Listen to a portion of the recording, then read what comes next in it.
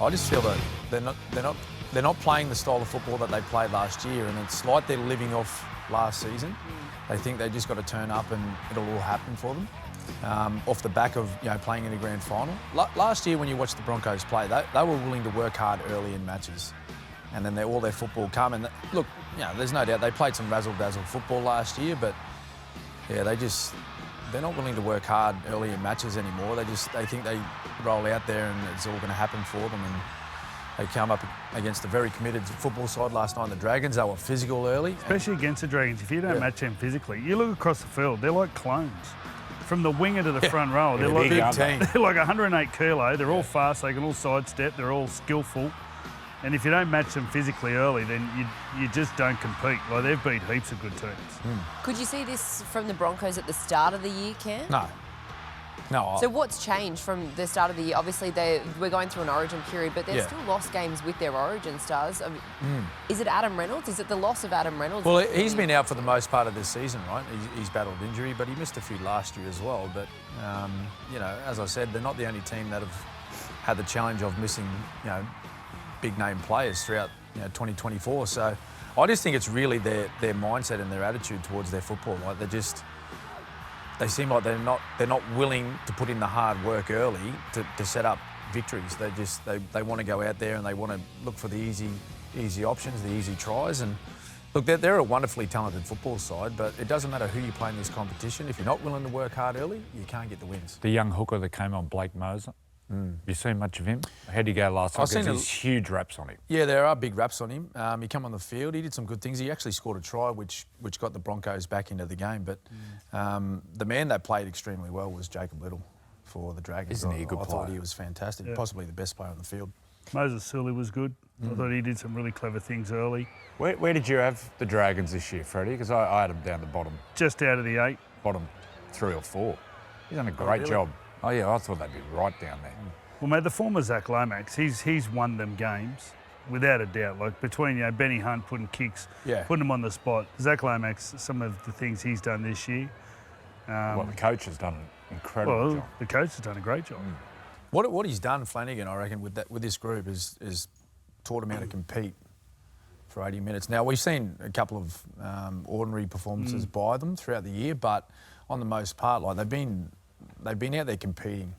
And that's the difference, Even if you look at, certain lists and you look at, matchups between two teams and you think, that's a much better side. As long as your footy team goes out there and competes, they'll be in the game, and that's what the Dragons have done this year. So can you see the Dragons remaining in the top 8 and playing finals footy this year? Well, the result this afternoon, they're whoever wins will jump them. So they're 8th at the moment. They'll finish 9th after this weekend. That's right. But if they keep competing like they did last night, well, they're a chance. But they're equal 8th, so they'll be equal 8th on for and against. Basically, they'll fall out due to that. I think Terrell Sloan has a big say. Like, he can turn a close game into a win. Like, he's so brilliant. His defence was a bit dodgy. He just got overpowered a few times. I think he was on his line in a couple of situations where he just didn't quite have the power that he needed early enough in the tackle. I think Katoni ran over him once as well. Moser was the late one, bumped him off one-on-one, He's important. That's such an important position. You look at young Jai Gray got caught online as well. If you're going to be fullback and that's the tactics, you need to be able to stand up and hold that ground because every team now just spots them up and they get big blokes running at them. And so, or you change your tactics. You defend somewhere else. We can see there on the screen, this is the Broncos' run home. Do you put a line through them now, or can you still see them just cracking back into the top? Well, I thought they were absolute morals to win it. I just thought they'd win it and win it well this year, win the competition. Yeah, I don't think they'll make the 8. I think they're done. Yeah, that's a tough one. Like, I think mathematically, after last night's game, they were talking about how many wins they need to 7 of the. When you hear that mathematically, you know you're in strife. So that's pretty hard, particularly look at those sides that they got to come up against. Finishing with the Melbourne Storm. Like, imagine your last round game against Melbourne needing to win that. So when's he due? When's he due back? Adam Reynolds. It's another month. Most wait for that game. They're saying round 22 it was. Yeah, I think it's another 4 weeks. One team town. I'd played at Newcastle and a rugby league mad town, getting pats on the back all the time can make you drop your guard a bit. I wonder if that's happened in Brisbane. Maybe the Warriors. They were patted on the back line. They were incredible last year. Well, it's a subconscious thing, right? So even though they're losing, they lost 6 in a row, is that right, Broncos? They'd still go to training at Red Hill and there'd be 100, 200 people at training. Autographs, photos, pats on the back, all of it. So. And last year it was manic up there as well, and even at the start of the season. You only need to drop your guard that much, and if everyone does it as a team collectively, you can drop. Does that help Melbourne? You know, like from a point of view of their success over a long time, has that been a real one of the real assets or bonus? I reckon it is, mate, because it helps you concentrate on your football. Like there's no distractions at training, you know, like the media turn up once a week for your captain's run. They talk to Craig Bellamy, that's about it. It's not until the big games at the end of the year where you start to get big crowds at training, so I think it might be. Is this the Titans' third straight victory? What are we making of their form at the moment? There's a team building there. There's a real team building. Fast. Real attacking mode. Geez, they got some points in them. But he's doing a really good job, Des, up there. Yeah, there's a real team building up there. I've got to say, credit to Parramatta too. They showed a bit of fight. Down 18-0, I thought, this is going to be 50-odd. They showed a bit of fight. What do you reckon the secret is that Des has been able to get the best out of hard work, this team? Accountability. Well, firstly, they're not in the 8 at the moment, so they need to win a lot more games to consider it a successful season. I think what we've seen is great attacking play. They're defending better. Like their game's improved without a doubt. You can see signs, even players like Brian Kelly and those sort of blokes, their game's just become more rounded. As he misses a tackle, they score a try. So the season's not over. I think they're having a great patch at the moment. They've got a long way to go before it's a successful season. If you're not making the 8, it can't be a successful season. Doesn't matter who you are, because half the competition is in and half is out, basically. So Cam Pereira, do you think he's been the fastest? We always say it nearly every week, the fastest player. One of. Can we bring a... No, we're definitely... Yeah. A sprint we're going to get it for the grand bring it final. back. Grand final. And we'll have the fastest and then we'll have the slowest. Who do you think wins each? I don't know. How do you win the slowest? So you could fix that. How do you reward? Well, it would take 3 years. When people fall asleep because they're going that slow, who would actually? Who would be the slowest? Yeah. But Cam Pereira, I reckon he would be right up there. He's lightning. And you know what? I reckon there's footy speed as well. He seems to have that knack where his depth and timing's always good. He's always getting the ball and accelerating. Like Alex Johnson's got great footy speed. Always accelerating through the ball. What about Jayden Campbell as well? He was, but also in attack, but also put some big hits on. Yeah, no, well, he put on a good tackle to knock that ball loose for, was it Philip Sami's try? I think it was. But just he's got lovely touch, and the ability to play, you know, full back and 5'8". He's just a good footy player. Look at that there, like great footwork. Completely outmatched as far as size is concerned. But he's very willing. I remember when he first came into grade, and the thing that impressed me a lot about Jayden Campbell was just his want to be a part of the footy game. Like he never really stood out of the action because of his size or lack of it. He's always committed to what the team needs of him in his role. So very impressive again last night. He's getting used to the defence. A couple of times you could see he was just not quick enough from a point of view of getting up in the tackle. He got pushed away a couple of times. Yeah. His goal kicking was outstanding. I didn't realise how good a goal kicker he was. Like as the game got on, he got a fair few shots at goal, and they weren't flukes. They were just the same kick every time too, so that tells you a lot. What about Parramatta? How concerned are we if we're Parramatta at the moment? They forgot how to win. I thought they really competed. When they were down 18-0, I thought, well, they're going to get absolutely rolled. But I've got to say, they competed. They've lost. There's a real lost difference the way to win. To trying hard, but then trying hard together. Like, you need to play together. Yeah. That's the hard thing. Like, you're watching Regan Campbell-Gillard. He had 3 or 4 runs there. Like, at one stage, he ran actually through the Gold Coast line and ran 40 metres. Like, he was running hard, but then it's working together that's the key. You can't do it on your own. Getting the team to How big gel. a job next year for Jason Riles? Well, I think the salary cap, you got. He's got to clean out some players, hasn't he? That takes time, and the key is getting their junior base. Their junior base is terrible. You know, they were the powerhouse. They used to win everything. They were the powerhouse for decades. Yes. And, you know, they've got great schools in that vicinity and they're not doing anything. Any of their junior rep teams have done no good in the past. So, you know, you've got to get that right. You need to get some good ones. You've got to get the Penicinis and all those blokes. You've got to be getting all of them. And knocking down some of the stars that they do have as well. Well, they lost the halfback. Contract. Well, Blaze Well, Talongi's number Blaze. one. They got to lock him down. They got to sign him tomorrow.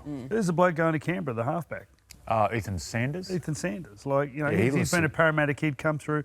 And, you know, from what I did a lot of pathways and stuff, like all I remember him is in Parramatta jerseys coming through. You know, like he was in every rep team and all of a sudden now, the moment he gets to first grade, he goes to Canberra. Like 58-6, the final scoreline at PointsBet Stadium on Friday night.